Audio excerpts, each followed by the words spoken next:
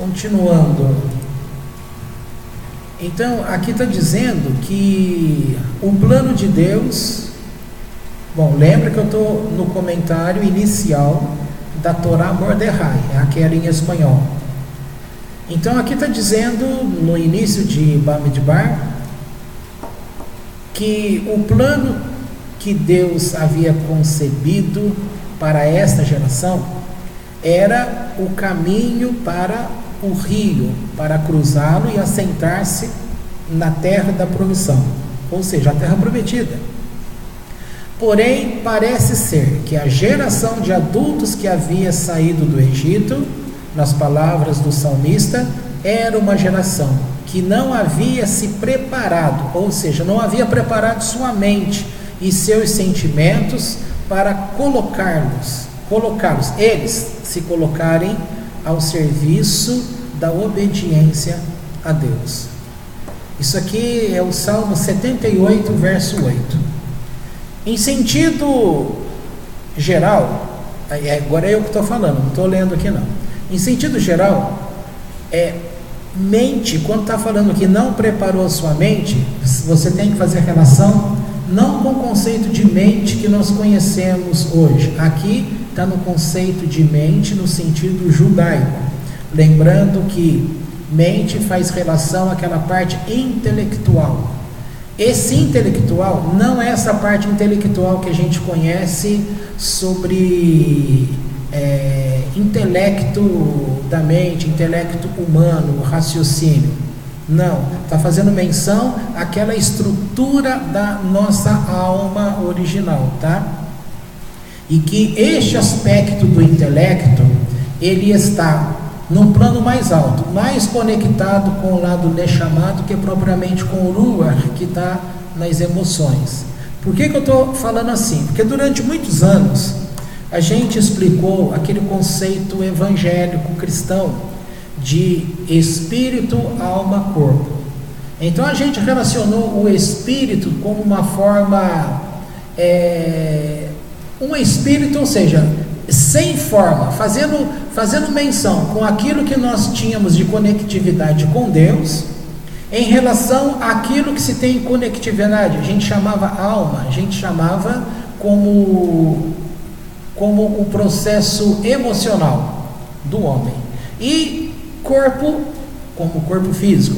E essa relação da nossa alma, então a gente falava antigamente que a alma relacionada com o corpo físico e a alma relacionada com o lado espiritual. Nas palavras do Atmani, que o normal da vida de um cristão era cruzar um pelo outro, tá? Ou seja, ninguém conseguia viver uma vida espiritual plena, porque ele sempre estava se confundindo com esta área da alma.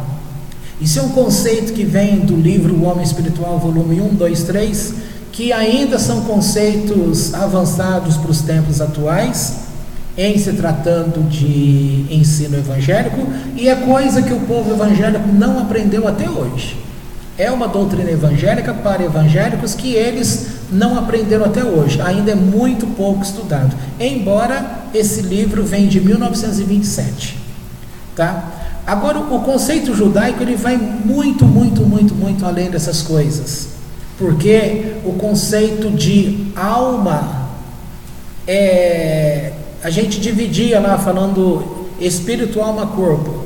Aqui o conceito judaico é uma alma só, onde a manifestação aparece em 5 partes, 5 modos, né? Que a gente conhece como Nefesh, que é o mais baixo, que é o estar conectado com o mundo, o corpo, as conexões, o fato de você ter o sistema nervoso atuante, sistema nervoso central atuante. Depois vem o Ruach, que está relacionado com as emoções. Você vai falar, mas parece que está igual. Parece. E depois o nível mais profundo é Neshama, é algo que está mais conectado com a alma de Deus. Então, o que nós não sabíamos é que Neshama capta, recebe, ou seja, o fluxo que vem de Deus, do Eterno, e é Neshama que dá vida à Ruach e dá vida ao Nefesh. Bom, não é aula para explicar sobre alma, tá? Então só estou passando batido para a gente entender aqui por que é que essas pessoas não estavam preparadas nesse sentido que está colocando aqui, que eles não tinham as suas mentes preparadas. Não confundir, portanto, a mente com o conceito que se tem vulgarmente no mundo de hoje. E outra coisa, faltou falar os outros dois níveis, que é Yeridá e qual outro? Hayá, tá? Então vamos continuar aqui a leitura. Portanto, surgirão estados de crises. Estas crises culminarão com a decisão divina de que não será esta geração que saiu do Egito a que entrará a terra prometida, pois toda pessoa de 20 anos para frente morrerá no deserto, e conformarão Dor-Roler, a geração que se vai. Sin embargo, entretanto, mais adiante na história de Israel, o profeta Jeremias recordará em nome de Deus, com efeito, a travessia do deserto. Transcrevemos suas palavras. Recordo para ti a bondade da tua mocidade, o amor de teus... Agora eu não sei o que é essa palavra aqui no português. Então, Jeremias 2:2. Dá uma olhada aí, o que está em Jeremias 2:2 e canta aí para mim, por favor. Do que se infere que os filhos de Israel, durante toda a travessia do deserto, têm manifestado um amor irrestrito para com Deus, Hesed. Com todo amor, especialmente quando é irrestrito, atravessa períodos críticos e de enfrentamentos, que não são mais que a rebeldia, deixa eu ver se passou muito, que a rebeldia provocado pelo amor. Gente, vocês leem uma coisa dessa aqui para fundir a cabeça, olha. Com todo amor e especialmente quando é irrestrito, o amor quando é irrestrito, atravessa períodos críticos e de enfrentamento. Olha a ligação que se faz, que períodos críticos que nós passamos estão relacionados com o amor. E a gente tem mania de dizer que nos momentos que nós estamos em crise, a gente costuma falar que quem se separou de nós? Que Deus se ausentou de nós. Costuma-se dizer que nesses momentos críticos nós estamos andando sozinhos. Aí vem aquela poesia daquelas pegadas na praia, que lá no final de todo aquele histórico é dito que antes estava havendo duas pegadas, né? E aí de repente aparece uma pegada só e a pessoa fala, tá vendo? Você me deixou sozinho. Mas aí o texto termina dizendo que aquela pegada única que estava vendo era quando ele estava segurando no colo. Então aí mostra que nesses momentos difíceis a gente faz uma dissociação, a gente racha, tá? Coloca separado. A doença psicológica, esquizofrenia, ela é colocada assim, uma dissociação, é colocado como uma separação de dois mundos. E aqui a gente está vendo que o amor está conectado com este momento de crise, mas nós, humanamente falando, a gente tem uma outra percepção. A gente acredita, e acredita tanto, que as pessoas do nosso meio aqui, que estão tristes e aborrecidas com problemas da vida, elas têm a alegria de estarem aqui, na Kehilá? Não tem. Elas têm alegria para falar de Deus? Não tem. Por que não? Porque elas acreditam que Deus é culpado, que ele não fez porque ele não quis. E aí a gente chega naquela condição: quem sou eu para falar de Deus? Aí a gente, como diz o ditado popular, engole o choro, alguma coisa assim, né? Engole o choro. É que os palmeirenses têm que fazer em relação aos corintianos: engolir o choro, porque o campeonato já foi, não vai voltar atrás. Engole o choro e bola para frente. Só que quando você engole o choro, você não consegue jogar a bola para frente. Aí vem os traumas emocionais, que cada um começa a ter uma mudança no comportamento com Deus. A alegria não é a mesma coisa, a leitura não é a mesma coisa, o jeito de fazer os procedimentos para com Deus não são mais a mesma coisa, e a pessoa fala: não, eu continuo servindo a Deus. É mentira, não está servindo mais a Deus. Aqui, por isso que o texto está falando que estas pessoas foram no sentido reprovadas, porque elas não estavam com suas mentes preparadas. Agora, o bonito do judaísmo, como a gente tem sempre trazido aí para vocês, é que há um contraste de ideias em muitos campos. Aqui estamos dando um tipo de abordagem. Em outro momento você vai perceber que sobre este mesmo povo que está sendo dito isso, fala-se que era uma geração tão especial, tão nobre, e que atingiu um grau de maturidade espiritual tão alta, que até hoje não houve uma geração igual. Tanto é que a Torá foi entregue a eles. Então a Torá, como ela é do céu, já era do céu, e ela serviu de planta, modelo, para que este mundo fosse criado, ela não seria dada a uma geração qualquer, a um povo qualquer. Portanto, entenda a forma que o texto às vezes vai colocando, porque é um sentido didático, para você compreender na história desse povo, que por um lado você entende que este povo, eles estavam num grau de proximidade com Deus muito alto, a ponto de que foram os olhos e os ouvidos fisicamente dessas pessoas que ouviram a voz do próprio Deus, quando o próprio Deus trouxe a Torá, quando diz: eu sou o Senhor vosso Deus, quem tirou vocês da terra do Egito. Foram eles que ouviram essas palavras, foram eles com os ouvidos humanos deles que ouviram os 10 pronunciamentos de Deus, que foram falados ao mesmo tempo.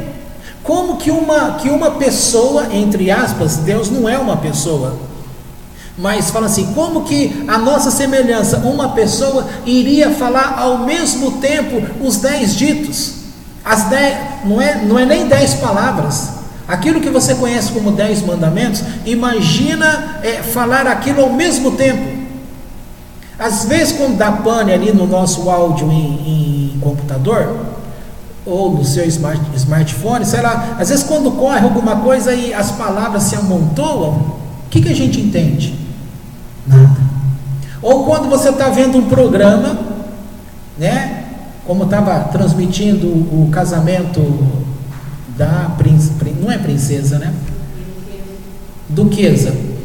Então está ali acontecendo, a pessoa está falando em inglês e o brasileiro está traduzindo. Se você soubesse o inglês, você iria entender os dois ao mesmo tempo. Agora, imagine uma outra pessoa do lado também fazendo a tradução. Imagina 10 pessoas ouvindo lá o que está sendo dito em inglês, e cada 10 nações ali, os 10 ao mesmo tempo falando as mesmas coisas.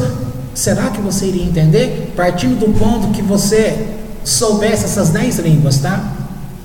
Ou que os 10 estivessem falando em português. Aí você fala assim, mas se fosse em português, seria a mesma coisa. Então eu quero que você entenda que as 10 formas que foram faladas dos 10 mandamentos, ao mesmo tempo, aquele povo ouviu.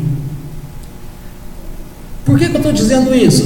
Porque eles ouviram diretamente de Deus. Eles viram aqueles sinais maravilhosos que aconteceram no monte. Então, alguém que teve uma proximidade tão grande assim, como que o texto poderia dizer que eles foram rejeitados, que não tinham suas mentes preparadas? Se eles não tinham, coitado de nós, quem somos nós então? Há uma diferença muito grande da nossa geração para com aquela geração.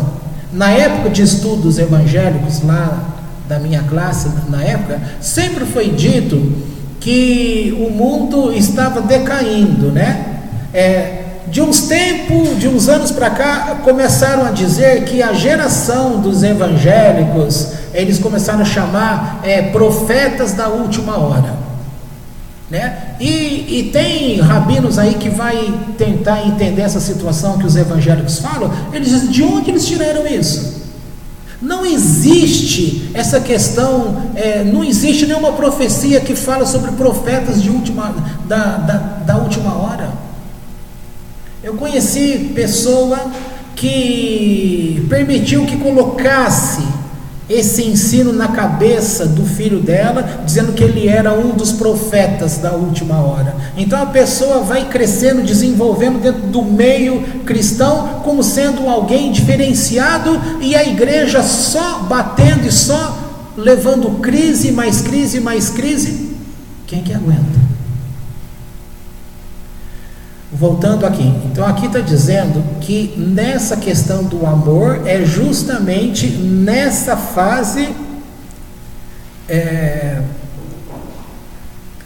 como todo amor, e especialmente quando é irrestrito. Olha, um amor irrestrito atravessa períodos críticos e de enfrentamentos, que não são mais que a rebeldia provocada pelo amor. Amor provoca rebeldia? Você vai falar assim, não, amor não provoca rebeldia. Por outro lado, você fala, bom, amor provoca rebeldia, porque em nome do amor se mata. Mas não é que está sendo morto por causa do amor, é em nome do amor. Então houve aí um desvio daquilo que seria amor. O ciúme não é associado ao amor. Você pega uma pessoa extremamente ciumenta, ele vai falar assim, eu sou assim porque eu amo. Mas toda a atitude do ciúme é sempre contra a pessoa, o objeto que ele declara como amor. Então ele destrói o objeto que ama. Em psicologia, Melanie Klein, eu não sabia que ela era judia, descobri há pouco tempo. Ela trouxe um conceito em psicologia em relação à criança. Então é colocado que a criança, quando ela tem uma relação com a mãe, e essa relação com a mãe a princípio é o seio da mãe, é o peito da mãe, porque a criança, ela tem a necessidade primária, que é o leite, para ela manter a vida. E quando ela percebe que ela é rejeitada, ou seja, que ela não é amada, então ela carca os dentes no bico do seio. E não é que eu já vi, mas já vi nesse sentido figurado. Já vi mulher que ficou com o bico do seio quase que pendurado devido à mordida do bebê em relação a isso. Você imagina a dor? Você pode ver aí, as mães, vocês que foram mães, algumas não passaram por isso, outras ficaram com medo de dar o peito para a criança porque a criança morde. Tá? Vocês já viram, quem foi da roça é acostumado com essa cena tão bonita do bezerrinho mamando lá na vaquinha. Vocês já viram, pelo menos pela televisão. Então ele põe a cabeça assim por baixo, no úbere, famoso teta da vaca, ele põe a boca lá e vai fazendo esse movimento, né? Mas tem hora, depois que ele deu umas 10 puxadas assim, ele faz assim, ó, pá! Ele dá tipo aquela chifrada, né? Você imagina a dor, porque a vaca mãe, que tem vaca filha, aí já é outras coisas. Então a vaca mãe, quando ele dá aquela coisada assim, ela dá um coice. E se você ficar perto ali olhando, você está correndo o risco de levar um coice, tá? Novamente vem essa questão: está olhando para si e está maltratando o outro. Só que esse maltrato do outro é o objeto do amor. Então veja como a nossa mente ela é ingrata nos nossos comportamentos. Por isso uma expressão famosa, que enganoso é o coração do homem, quem o conhecerá? Porque nós destruímos aquilo que nós amamos. E quando que você vai admitir que você destrói aquilo que você ama? Aquilo que você ama é para proteger. Você compra um carro novo. Alguém compra um carro novo que pagou 100 mil reais para na hora da raiva jogar esse carro na parede? Alguém faz uma loucura dessa? Mas eu vi uma cena aí pelo YouTube que o fulano foi passar com o carro, o outro veio, era 2 carrões desses caros aí. Então um encostou no outro. Ao invés de parar ali mesmo e ficar nesse raladinho, o cara de cá acelerou e bateu no outro. Aí parece aquelas corridas de bate-bate. Aí aquele outro deu o ré e veio e bateu com... Ou seja, os dois destruíram seus carros caros. Em nome de quê? De uma ira. Por isso que diz que essa ira cega. E cega mesmo. Tá? Mas vamos avançar aqui. O homem indiferente nunca enfrentará este modelo de crise.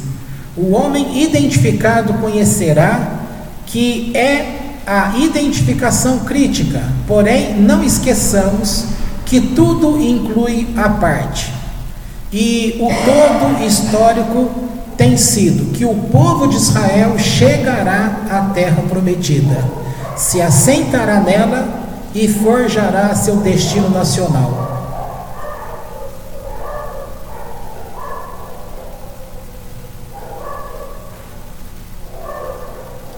Eu estou vendo se eu posso pular aqui.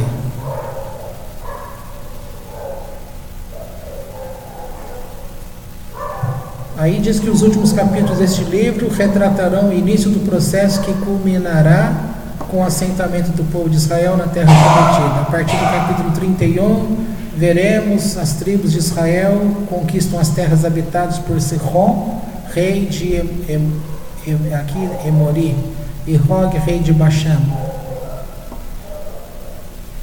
Pronto. Por que eu quis ler esse comentário aqui, comparado com aquele que vocês viram? Aquele que vocês viram, ele foi algo mais técnico no sentido literário da coisa. Esse daqui, ele já está puxando um assunto que vem desta identificação com o amor de Deus. Vamos ver o que diz o texto da Torá, primeiro capítulo. Agora tem que voltar para outra. Vamos ver aqui agora em português. E falou o Eterno a Moshe no deserto de Sinai, na tenda da reunião, no primeiro dia do segundo mês. No primeiro dia do segundo mês, no segundo ano da sua saída, a saída dos filhos de Israel, da terra do Egito, dizendo: recebei a soma de toda a congregação dos filhos de Israel, por suas famílias, tribos, segundo os seus pais, segundo o número dos nomes, todo homem, cabeça por cabeça, da idade de 20 anos em diante, todos aqueles que saem para o exército em Israel, a esses contareis por suas turmas, tu e Aharon, e convosco estará de cada tribo um homem. Então vai ser 12 homens, porque são 12 tribos, mais Aharon e mais Moisés. E aí diz: convosco estará de cada tribo um homem, o qual seja a cabeça da casa de seus pais. E estes são os nomes dos homens que estarão convosco. De Ruben, Elitsur, filho de Shedeur. De Shimon, Shelumiel, filho de Surishadai. De Yehudá, Narshon, famoso, hein? Narshon, filho de Aminadab. De Issachar, Netaniel, ou Netanel, filho de Suar. De Zevulun, Eliabe, filho de Helon. Dos filhos de Yosef, José. De Efraim, Elishamá, filho de Amiúde. De Menashe, Gamliel, filho de Pedatsur. De Benjamim, Abidan, filho de Gidoni. De Dan, Ahiezer, filho de Amishadai. De Asher, Pagiel, filho de Ohran. De Gad, Eliasaf, filho de Deuel. De Naftali, Ahra, filho de Enani. Estes são os que foram chamados da congregação, príncipes das tribos de seus pais. Eles eram cabeças dos milhares de Israel. Agora eu vou voltar aqui para a Torá em espanhol.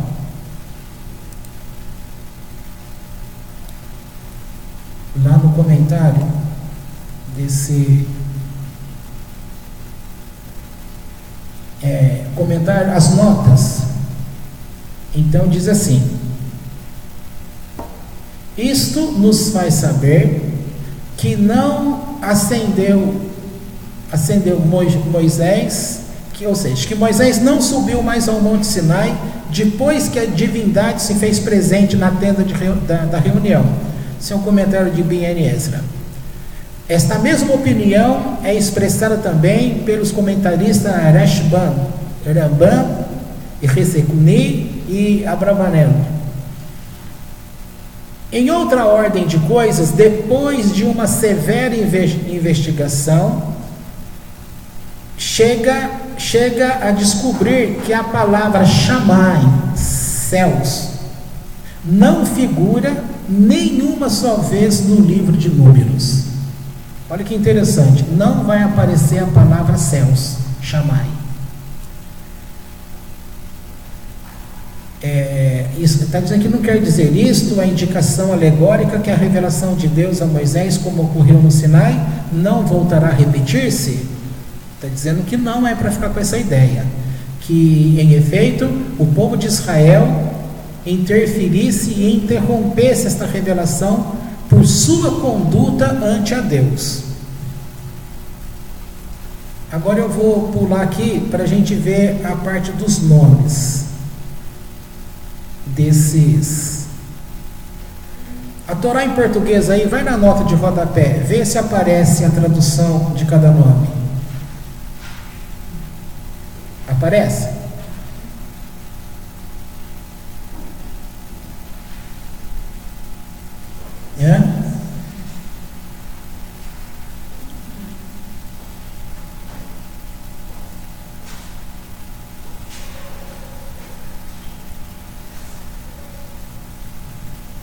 Então, seguindo aqui, olha, isso aqui é uma outra coisa interessante. Assim veremos que o representante da tribo de Ruben se chamava Elitsur, o que equivale a meu Deus, ou meu Criador. E era filho de Shedeur, com os componentes que vai dar a palavra Shaddai e Ur, que significa luz e fogo. Shaddai é um atributo divino que aparece por primeira vez em Gênesis 17:1. Transcrevemos aqui o comentário pertinente: eu sou El Shaddai, eu sou o que tem todo o poder para toda criatura. El Shaddai, atributo. Seu significado é forte, todo-poderoso, como diz o versículo. Qual estrondo de águas poderosas como a voz de Shaddai. Isso aqui, inclusive, é uma música que a gente já cantou muito. Geralmente, este atributo divino é traduzido como onipotente, segundo os comentaristas antes citados. Não obstante, a etimologia do atributo não é suficientemente clara.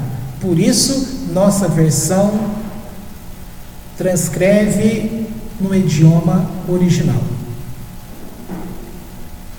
Por isso que aqui está escrito direto do hebraico. Agora, Shelumiel. Shelumiel. O que quer dizer? Paz e Deus. Filho de Surishadai. Nome que também contém os componentes de Sur, o Criador, e Shaddai, com o significado dito anteriormente. Netan El, que significa o que Deus tem dado, ou tem dado Deus.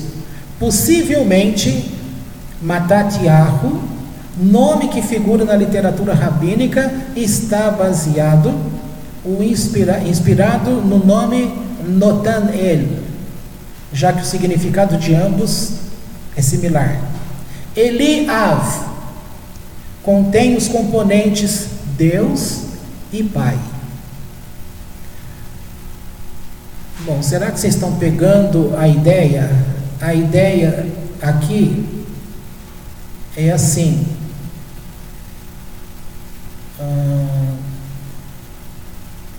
Vocês estão prestando atenção no nome? Olha só. O meu Criador é luz e fogo. Aqui misturou tudo. É forte, onipotente, é paz, é Pai.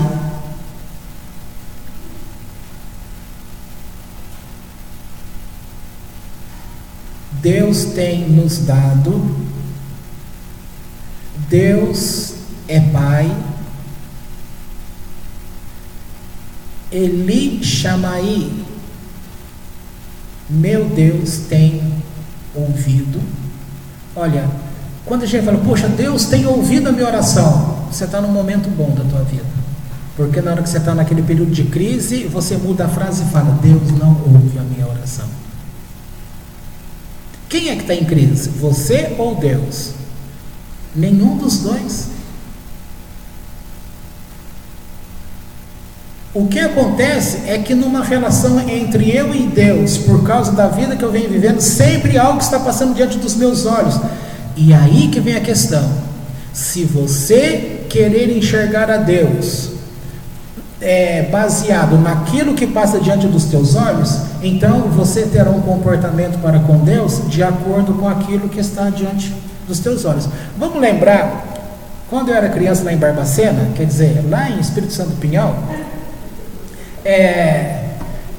naquela época lá de quarta série, tinha uma época do ano, nas festas juninas, que a igreja roubou de mim esses anos maravilhosos da minha vida, porque eu não podia ir mais, aí não podia comer amendoim, não podia comer maçã do amor, não podia comer bolo, não podia comer um monte de coisa, porque dizia que era do diabo, né? Você vê como o diabo é bom nesse sentido, que ele só gosta de coisa boa, né? Então, gente, naquela época de criança, era bonito fazer prenda. Vocês lembram da prenda? Então, a gente tinha que levar uma prenda para a escola, porque aí depois, lá no intervalo, colocava a comida que todo mundo levou, aí a gente comprava, né? Foi ali nessa época que eu conheci esse famoso bolo de fubá cremoso, que eu me apaixonei por ele e como até hoje. Então eu devia ter uns 8 anos de idade. Olha, faz muito tempo, mas eu lembro. E o que era bonito, que a gente ia lá na venda, hoje não fala venda mais, né? A gente ia lá na venda e comprava papel celofane, né? Então a gente comprava aquele papel amarelo, comprava um papel celofane azul marinho, comprava um papel celofane vermelho. Toda essa história que eu estou falando da prenda é só para chegar nesse papel celofane. Então veja só, eu estava dizendo que entre você e Deus, diante dos teus olhos estão passando os acontecimentos da vida. Se você pegar o papel celofane amarelo e colocar ele diante dos teus olhos, como que você vai ver Deus? Amarelo. Num outro acontecimento, um outro papel celofane azul, como que você vai enxergar Deus? Azul. Por isso que quando vai tudo bem na tua vida, você está em paz com Deus, porque você está vendo Deus tudo bem. Quando começa a ter problemas na tua vida, você começa a ver Deus com problemas. Por isso que a riqueza da nossa alma é aprender a não viver no nefesh, porque o nefesh, o nosso corpo, ele tem todo um sistema mecanizado para responder de acordo com aquilo que foi provocado. Ora, se aqui está quente, eu faço assim, não é? Eu pensei para tirar a mão? Não, o meu corpo foi programado para encostou, percebeu, é perigo, é quente, automaticamente isso aqui é um ato reflexo. Então, nós estamos acostumados a viver o nosso dia a dia num ato reflexo. Por isso que a gente tem uma mente empobrecida em relação às coisas de Deus, porque a gente vê Deus de acordo com a cor que nós estamos enxergando nos nossos períodos de crise. E quando uma pessoa está numa grande crise e ela continua alegre com Deus, você fica com raiva dessa pessoa, você fala que ela é bitolada, que ela é religiosa, que ela está fora das coisas do mundo, que a vida não é assim. Ora, a vida é errada do jeito que você vive a tua vida, as pessoas estão erradas. A Torá, ela quer que você passe a enxergar a Deus da forma que Ele é, não da forma que você quer enxergar. Então, o que eu estou chamando a atenção aqui é que estes nomes, gente, o que é no deserto? O que tem no deserto? Nada. Quando você estiver no nada ou no deserto, olha quem estará com você: Deus e Pai. Deus me ouve. Gamliel, Ele me recompensa. No verso 10, Pedatsur, Redentor e Criador. Abdan, ou Avdan, meu Pai julga. Ahi-Rezer, meu irmão ajuda. Gente, está dando para perceber que no deserto Deus providencia, você não está sozinho. Então você tem Moisés e Aharon, ou seja, você tem os mandamentos representado por Aharon, porque ele era o sumo sacerdote, o Moisés representando a Torá, e você tem estes nomes das 12 tribos, representando o povo de Deus, que está com você, e olha as características de cada nome que eu estou te dizendo. Então você tem: Deus tem me ouvido, Deus é Pai, Deus é meu Deus, meu irmão ajuda. Ah, mas eu estou no deserto. No deserto eu estou sozinho. Não. No deserto, no momento de crise, você tem Pai, você tem paz, você tem fogo, você tem luz, você tem o ouvido de Deus, você tem irmão para te ajudar. Vamos ver mais. Eliasaf, no versículo 14: Deus tem agregado. Ou seja, Deus tem acrescentado, Deus tem me dado. Versículo 14: Deruel, meu amigo é Deus. Às vezes este nome figura como Reuel. Um dos nomes que aparece para Jetro é Reuel, se eu não estou errado. Significa meu amigo é Deus. Ahirail, meu irmão, meu companheiro. Segundo Urash, Isto faz alusão à forma do censo que a Torá prescreve, ou escreve. Pronto. Foram estes os nomes. Então eu fiz questão. Vocês acharam em ensinar a Torá em português traz as notas de rodapé com a tradução desses nomes? Bom, deu para perceber, então. Tem uma outra situação aqui que fala, e agora onde eu vou achar? Está dizendo que aqui no começo do livro, portanto, foi pedido para fazer um censo. O que é um censo? Foi pedido para contar as pessoas de 20 anos para cima, aqueles que estariam na guerra. Mas está dizendo que um censo igual a este já havia sido feito antes, e deu em torno de 7 meses antes. Ou seja, de um para o outro não houve alteração nenhuma no número de pessoas. Aí a questão é, uns estão falando, mas esse foi agora em Nissan, tal, a idade é diferente.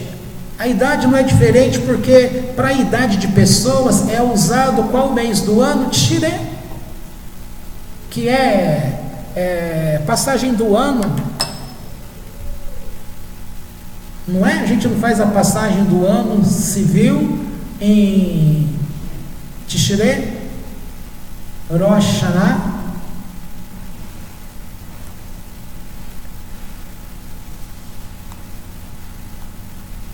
Deixa eu ver se eu acho esse comentário.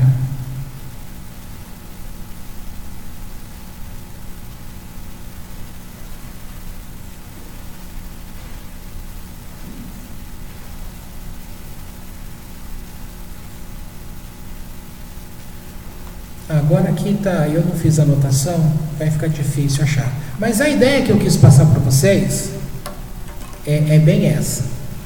Que nós estamos começando um livro, como nós vimos no resumo aí introdutório na Torá em português, que vai dizer, que disse lá o relato de determinadas crises que vão passar. Então você vai ter ali duas extremamente famosas, perigosas, que foi qual?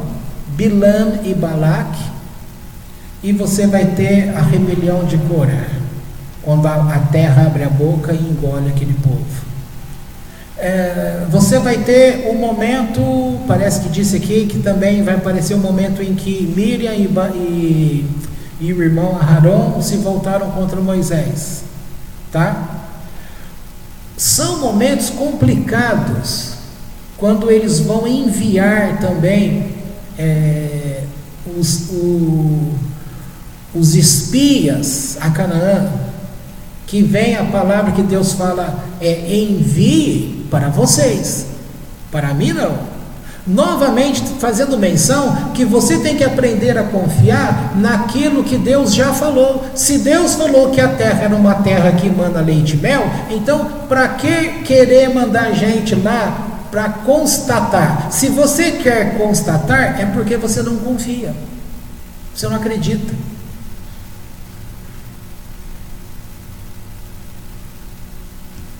E aí tem um vídeo que eu sempre vejo com o Gabriel no YouTube, e a gente sempre dá risada. Tá numa parada lá, vários caminhoneiros, aí desce um sujeito com uma caixa de papelão furadinha, e os curiosos, foi dito para eles o que tinha ali dentro daquela caixinha, assim, né? Aí, na hora que ele está com a caixinha assim na mão, ele chega perto de um e faz assim, o fulano dá um pulo e ele vai andando assim de ré até que ele cai no chão. Mas ele não sabia o que tinha dentro, que foi falado, que não tinha perigo, sei lá, né? Por que ele chegou perto então? Porque é curioso. E por que ele se assustou, ficou com medo? Mas ele não foi perto para ver? Então por que você vai perto para ver? Se você está com medo e tem medo e quer recuar depois.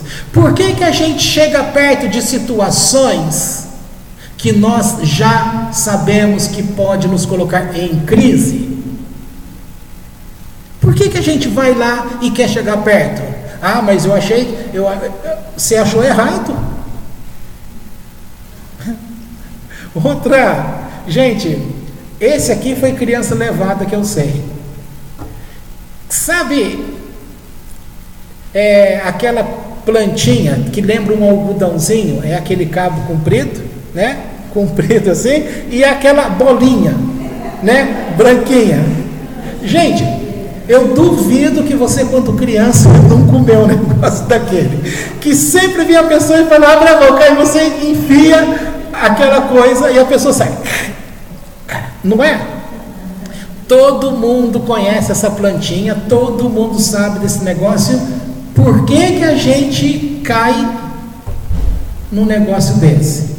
É a mesma coisa. Por que nos momentos de crise a gente toma essas decisões sempre erradas, sempre partindo contrário a Deus, sempre... E aí, quando a gente observa que nós estamos diferentes, é quando nos momentos de crises e decepções a gente começa a agir de forma diferente. Então, percebe que a crise, que esses momentos partem de dentro do amor, como foi dito aqui, mas a gente nunca relaciona esses sofrimentos com amor. A gente sempre associa como afastamento de Deus. No deserto, é justamente um momento que você se vê sozinho, sem ajuda, e é um lugar para a morte, porque quem não conhece um deserto, ele precisa de um guia, e às vezes o guia também se perde, e os dois morrem. No deserto, nós temos irmão, temos companheiro, temos Deus, temos Pai, tem Deus que não nos esquece, tem Deus que nos ouve, tem Deus que nos concede paz, que nos dá sabedoria. Ou seja, no deserto nós estamos providos por Deus em todas as coisas. Então, como diz um dito popular, bora lá viver a nossa vida de acordo com aquilo que Deus tem separado para nós? Para que viver sozinho? Viva acompanhado da Torá. Então veja só, o Eterno concede a Torá, os mandamentos e todas as demais coisas, que são os 12 representantes de cada tribo, que traz essa especificidade do nome de Deus. E o atributo principal que aparece ali é justamente El Shaddai, que vem nas variadas traduções aí, tá certo? E uma das traduções que pode se falar de El Shaddai, porque a palavra Shaddai, ela está relacionada, a forma de escrita, com 3 outras palavras que dá, na mesma forma, dá 3 coisas diferentes. Uma delas é montanha, a outra é Shed. Veja só, é muito fácil você trocar Deus pelo diabo. É muito fácil. Shaddai para Shed. Você não vai falar Shaddai, mas quando você vê só no hebraico, você vê as 2 palavras. Eu acho que... Deixa eu escrever aqui para você ver.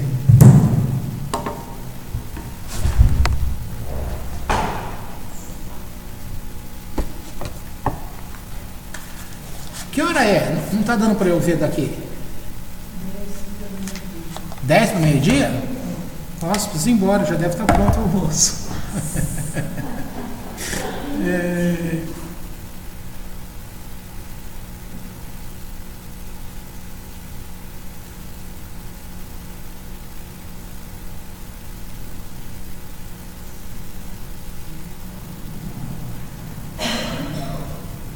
Cadê ela?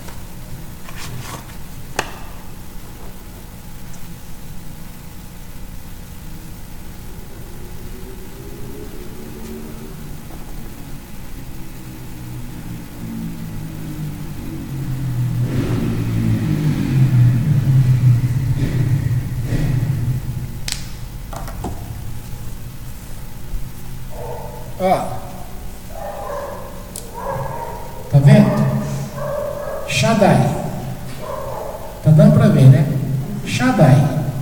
Aí, na hora da crise, você deixa de enxergar, na hora da crise, dos problemas da tua vida, você bate o olho nisso daqui, o que você vai enxergar?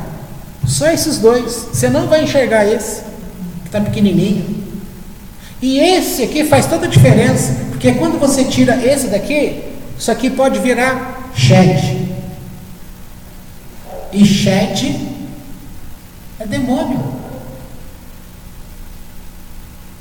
Enquanto você vê aqui como Shaddai, você está num momento bom. Shaddai, Deus é meu Deus, Ele é meu guia, Ele é meu amor, Ele me ajuda, Ele me ouve, Ele me acrescenta, Ele faz isso, Ele faz aquilo. Aí entrou uma nuvem preta, começou a ficar errado as coisas na tua vida, tal.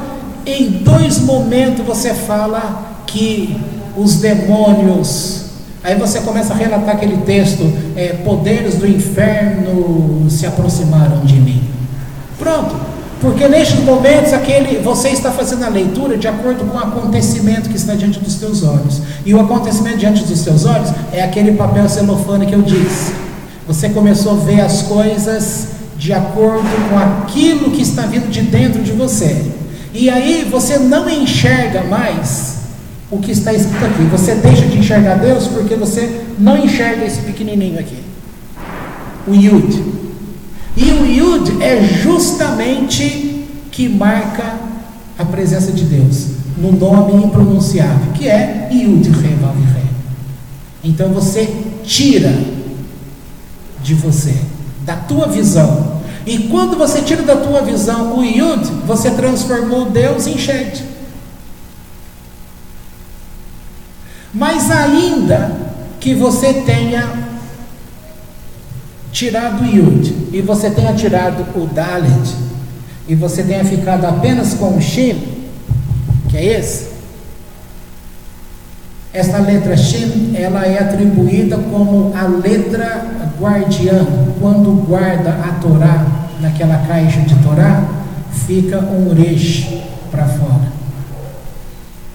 Shaddai, da forma que escreve aqui, também vem a palavra montanha.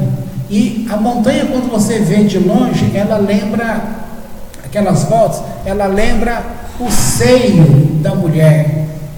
E é pelo seio da mulher que nós somos amamentados, que tem aquele contato de achego, ou aconchego, né? Você, bebê, mamando nos seios, no peito da mamãe. Você está sendo alimentado, cuidado. É uma ideia de Shaddai. Deus que cuida de você, que te acrescenta, que te ajuda, que te dá companheiros, que julga a tua causa, que faz você não ficar sozinho, etc, etc, etc. Tudo isso você vê no momento que está tudo bem. Aconteceu alguma coisa ruim, você tira o Yud. Aí você transformou a tua vida no inferno. Então a pergunta é: quem transformou a tua vida no inferno? Você. Quando você retira a pessoa de Deus. Agora, quando você está no meio do inferno, estou chamando inferno em sentido figurado, sobre as situações, ou seja, a vida é um inferno. Todo mundo passa pela vida um período de inferno, ou seja, um período de crise. Então, no momento da crise, quando você não afasta os teus olhos de Deus, significa que Ele vem passar a crise com você, porque Ele já está com você, não é que Ele vem, Ele já está. E aí quem está de fora fala assim: mas como que você consegue? Eu não sou assim, eu não consigo ser assim, eu não consigo ser assim. Aí as pessoas querem respeito, mas elas são as primeiras a desrespeitarem você, quando pelas tuas costas talvez chama você de bitolado. Bitolado porque você aprendeu a enxergar a Deus retirando os véus dos teus olhos, as variadas cores, aquilo que eu falei no papel celofane. Você começou a enxergar a Deus pela Torá, porque na forma que estamos vendo aqui, que vai anteceder as crises, Veja o que eu estou falando para você. Deus trouxe no deserto, ou seja, para a pessoa no deserto, Moisés, representando quem? A Torá. Então Deus está te dando a Torá. Deus mandou estar junto a Aharon, o irmão dele. Quem é o irmão da Torá? Os mandamentos do Eterno. Já seria suficiente? Já. Mas além disso, ele pega um representante de cada tribo do povo dele.